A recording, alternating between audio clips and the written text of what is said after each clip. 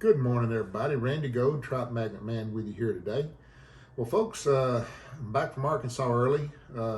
It turned into a busted trip. Got out there, and we knew it was going to be bad weather. We didn't know how bad. Got out there, and they were predicting a pretty major ice storm.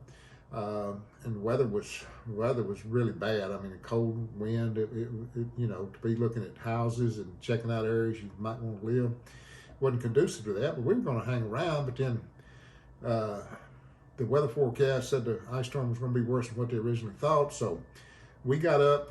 We got out there on I forget what afternoon it was, but anyway, got up that morning at 7 o'clock and decided it's going to get bad, which it did get bad for a while, and decided, we're not going to be able to do anything. But our real estate agent, where she was at, she was snowed in. I mean, it was, where she lived, she wasn't going to get out anyway. So, and it was going to go on for the next day also. So got up that morning and decided, hey, beat feet back home. So less than 24 hours, we were, well, actually a little bit more than 24 hours. I was back home. Enjoyed a couple of nice meals out on the trip. And but we're going to go back. I mean, this ain't over with. We knew that one trip wasn't going to get it. We're going to have to take another trip. So we're going to go out at the end of March and see what we can do. A little bit better weather. I did check out the Little Red River when I was out there. It looked like chocolate milk. It was full of mud, and it was rolling pretty good. You certainly couldn't have fished it. But anyway, but today, folks, we're going to do a video about hybrid light game rods. They came out. I don't know exactly when these rods showed up in Japan. Just in the past, I don't know, 4 or 5 years, I've noticed them. I guess it's been about 4 or 5 years, maybe 3 or 4 years, something like that. And I only have 3 hybrid light game rods. They are the way to go. If you're looking for what the action is more traditional, like an ultralight rod you're going to buy off the shelf in the States, and I say that kind of loosely, but they're softer in action than the aging rods. And I'm not sure what the outlook was when the Japanese decided to go down this road with these rods. I don't know exactly. I've read up a lot about catching horse mackerel. I've not read up a lot about catching rockfish, what the difference is, why the rockfish rods are softer in action than the aging rods. I knew the aging rods, you wanted the most sensitive rod you could find, and we all know that the lighter, the more rigid the rod, the more sensitive it is. And evidently, the horse mackerel have an extremely light bite. They're hard to catch, or it can be hard to catch, and they want everything to their advantage. Rockfish, I don't know. I just have not read that much about catching rockfish, but the rods are softer action. So what they've done with these hybrid light game rods is the action is somewhere between a Beirut and an aging. You can get some soft rods in the hybrid light game, which I really love. Now the hybrid light game rods I have 2 Abu Garcia Eradicator rods. This is the Abu Garcia Eradicator Real Finesse Slow Taper Special 6'7". Those of you who watch the channel know this is my favorite rod. It has a great soft action, but this thing is sensitive beyond belief. I love fighting fish on this. It's an absolutely fantastic rod to fish with. It's truly, this says this is a super ultralight, but it's truly an ultralight rod as we know it here in the States. I mean, it's just there's nothing bad I got to say about this rod. I absolutely love it. I mean, I have caught a ton of fish with this, as you can see. I'm hoping you can see this bending curve with this rod. It's pretty darn good. I really like it. And the other Eradicator Real Finesse, of course y'all just saw the last video, is this 5'10", the Dominator 2. Now this rod is more rigid than the slow taper special, but still you can see it's going to give you some fun with shellcracker and bluegill. And even though I've not fished this rod, I can tell you for a fact this rod is going to be sensitive off the charts. All these Real Finesse rods, I have a couple of acquaintances. Stan the Man over there in East Tennessee has got a couple of these rods. Some other people have them, different models of these rods. they're all sensitive. They're all sensitive beyond belief. The build quality is good on these rods, very good.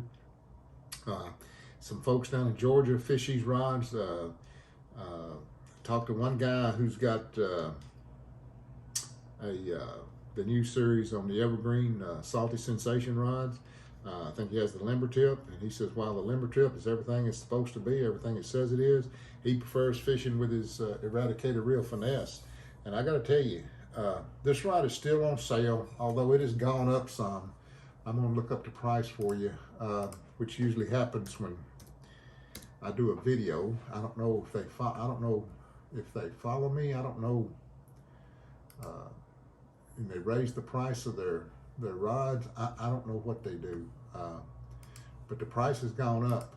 But anyway, it's gone up about 20 bucks or so. But this rod, I'm anxious to get out and fish this rod. This is going to be a fantastic rod. I can tell you that right now.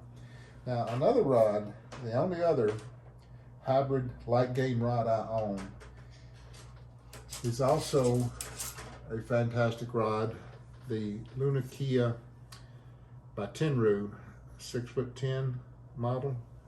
This rod is great for crappie. It's fun with bluegill. As you can see, it's got a pretty reasonably soft tip. This rod is much different than your Eradicator series of rods. It's I don't know exactly how to describe it. It seems like it's maybe a more robust rod. I think the blank walls are a little bit thicker on this rod than what's on the Eradicator series. But I've caught crappie with this rod. I've caught bluegill with this rod. I've caught white bass, trout, smallmouth. I mean, it is a fantastic rod. You know, and I've told people this before. If you're looking to buy just one rod, this Tenru Luna Kia 6'10", you know, it might fit that bill because you can have fun with bluegill with this rod. I mean, it's not the most fun rod for bluegill, but you can have fun with them. But it's fantastic for crappie, for Kentucky bass, smallmouth bass. It just is a fantastic rod, and it's a beautiful rod. It doesn't, you know, it doesn't have a lot of bling and colors on it, but this Nishin, I'm pronouncing that wrong, I'm sure. This reel seat is has a lot of Japanese history behind it. The pattern in this reel seat, which is carbon. It's just a gorgeous rod. It's actually made in Japan, unlike the Eradicators, which are made in China. But the Tenru is made in Japan. It's a great rod. It's a fantastic rod. I highly recommend it. And they have, on Tenru, they have some, let's see here, they have, let me see, here we go, right here. On the Tenru, it comes in several different lengths. I have the 6'10", which is considered a light action for saltwater game.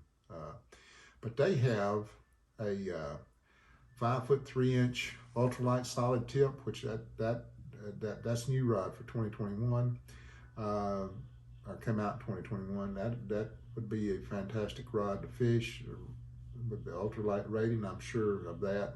Then they have the 5'8", which is going to be the light action. Then they have the 6'3", which is light, medium light. But of course, keep in mind, when you say light, medium light, you're talking about light game rod. So it's not like a bass rod when you're talking about light and medium light. No, this is a different animal.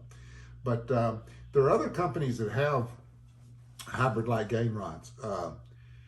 Shimano the Xr Series, which are quite expensive rods, but they've come out. They came out just, if not this year, it was last year. Last year, I think it was, with the XR Series, which are a cross between an Ajing and a Maberu rod. And there's probably a lot more out there. I just haven't kept up with who all is making hybrid light game rods. But that appears to be the road Japan is going down with these rods. You know, Major Craft doesn't have any. Major Craft just has Ajing and Maberu rods. They haven't come out with a hybrid light game rod. I'm assuming they might. I don't know. But if you're looking for a great rod for crappie and bluegill, the hybrid light game rods are going to be right up your alley. They come in, you know, anywhere from super ultralight to extra ultralight to light to ultralight. I know the Eradicator. I know a couple people who have the 6.9 extra ultralight. So you may want to check out those rods and see if they fit what you want to do. I personally love the hybrid light game rods. I really do. As I've told you already, the Eradicator Slow Taper Special 6'7" is my most favorite rod, and I've got a bunch of rods, but it's my most favorite rod to fish with. I absolutely love it. If I had to just have a couple of rods, it'd be the Eradicator Slow Taper Special and the Tenru Luna Kia. Thank goodness I have a big arsenal of rods to pick from. But if I only had to have two, right now with everything I have, that's what I would have. I would have those two rods, and they would serve the purpose for me to fish I fish for. So anyway, folks, appreciate all the support of the channel. Appreciate the comments. Hope all of you are doing well. Hope you're out able to fish, and hope you're catching fish here. Weather, the water, the flooding. I'll get back on the water soon. Not exactly sure when, but gonna try to get out as soon as I can. Normandy's up to over 2,000 cubic feet a second. It's gonna be like that for a week or two. Nickajack's spilling over 100,000 cubic feet a second. Pickwick is spilling almost 200,000 cubic feet a second. I mean, it's just, it's that time of year with the floods. So we're gonna get out as soon as we can. So once again, folks, thanks so much for watching. Soul Lip 'em all, and life is good.